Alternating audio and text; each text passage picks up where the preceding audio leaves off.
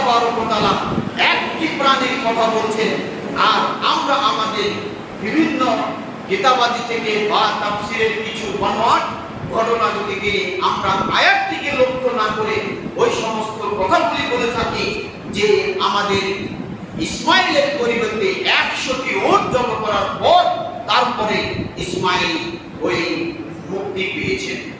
তাহলে ইব্রাহিম আলাইহিস সালাম এত সময়ের ভিতরে 100টা উট কি করে জবাই করলেন?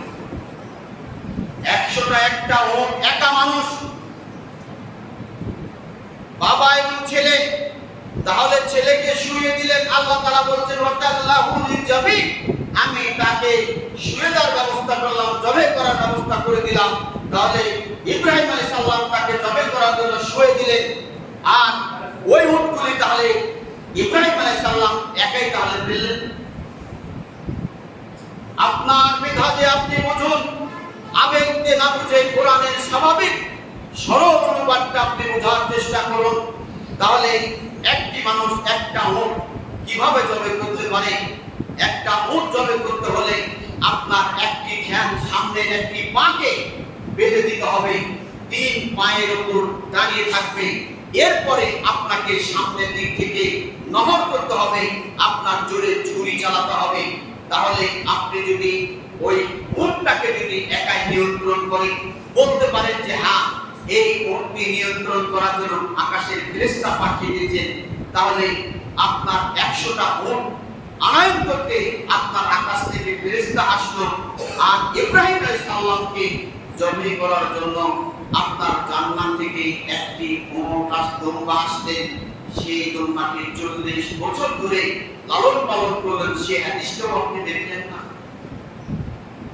এরপরে আল্লাহ বলছেন ওয়াতারাকনা আলাইহিম ফিল আখিরিন, ওই যে কুরবানির ইতিহাস সূচনা হলো কিয়ামতের আগ পর্যন্ত আল্লাহ তাবারক ওয়া তাআলা এটি লিখে দিলেন।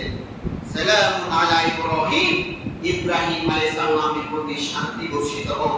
ওয়াকাযালিকা নাজিদিল মুহসিনিন, আমি এইভাবে মুহসিন সৎকর্মশীলদেরকে আমি সাহায্য করে থাকি। ইন্নাহু মিন ইবাদিনাল মুমিনিন, নিশ্চয় সে মুমিনদের দলের মধ্যে অন্তর্ভুক্ত ছিল।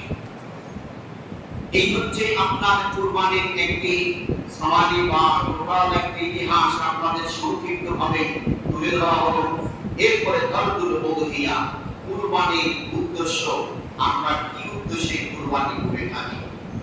আল্লাহ তাবারক ওয়া তাআলা বলেন লাইয়ানাল্লাহু রুমুহা ওয়ালা দিমাউহা ওয়ালাকিন ইয়ানালুহু তাকওয়া মিনকুম।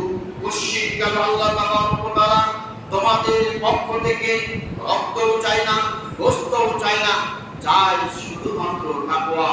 আল্লাহ থেকে আপনি যে কুরবানিটা আপনি দিচ্ছেন, এটি আল্লাহর ভয়ে দিচ্ছেন কিনা, আল্লাহকে মান্য করার জন্য দিচ্ছেন কিনা, আল্লাহর নির্দেশ পালনের জন্য দিচ্ছেন কিনা। কত সময় বলেছিলাম যে রিয়া বা লৌকিকতা, কত টাকা দামের গরু কিনলেন, খাস কিনলেন, কত টাকা আপনি বিনিয়োগ করলেন, কত মন কষ্ট হলেন, কতটি কুরবানি হলেন, এটি কোনো কথা নয়। আপনার কুরবানির উদ্দেশ্য হলো আপনার তাকওয়া থাকতে হবে।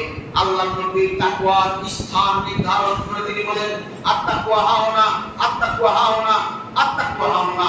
ইসুর বিলা সাল্লি সালাতান মাররাত, তিনি বুকের দিকে 3 বার হাত ইশারা করে বলেন তাকওয়ার জায়গা এখানে, তাকওয়ার জায়গা এখানে, তাকওয়ার জায়গা এখানে। প্রকাশ করা, বাণিজ্য করা, ঢাকঢোল পিটার কুরবানির পশু নয়।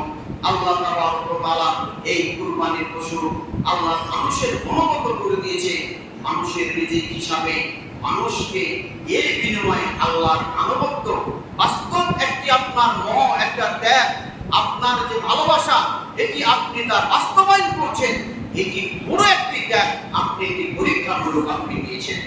এরপরে আল্লাহ তাবারক ওয়া তাআলা বলেন যে ইন্নাল্লাহা লা ইয়ানজুরু ইলা সুওয়ারিকুম ওয়া লা ইলা আমওয়ালিকুম ওয়ালাকিন ইয়ানজুরু ইলা কুলুবিকুম ওয়া আমালিকুম। এটি একটি হাদিসে বুখারী মুসলিমের। নিশ্চয় আল্লাহ তাবারক ওয়া তাআলা কোন ব্যক্তির চেহারার দিকে দেখে না, কোন ব্যক্তির অন্তরের দিকে দেখে না, বা কোন সম্পদের দিকে দেখে না, বরং তিনি দেখেন যে তোমার অন্তরের ভিতরে আল্লাহ কি আছে কিনা, নিয়ত আছে কিনা, আপনি আল্লাহর উদ্দেশ্য করেছেন কিনা, খালেস নিয়তে আপনি কুরবানি করেছেন কিনা আল্লাহ সেটি দেখবেন।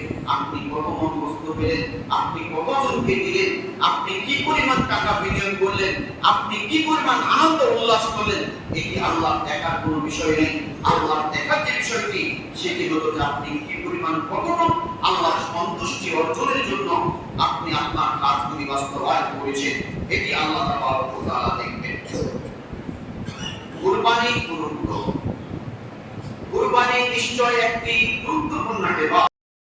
Please subscribe this channel. Thanks for watching.